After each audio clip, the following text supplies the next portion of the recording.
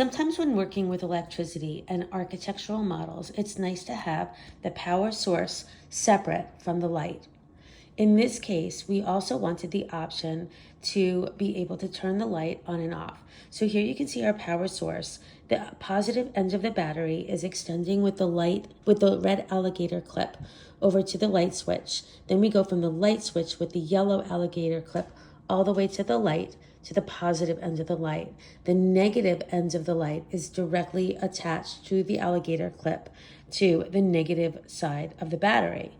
Now this allows the battery source to be in one location. You can see the light switch in a separate location and the light in yet a third location.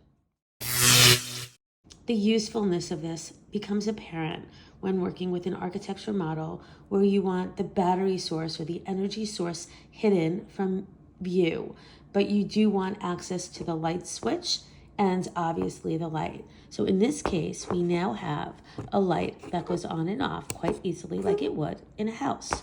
If we look at the back of it, you can see a similar mechanism. We used a different battery. We used a lithium battery here, but yet the positive end of the battery goes to the positive light part of the light.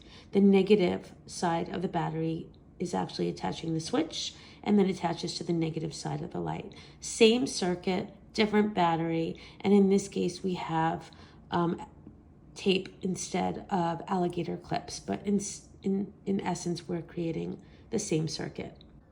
Now let's see what it can look like in an entire city.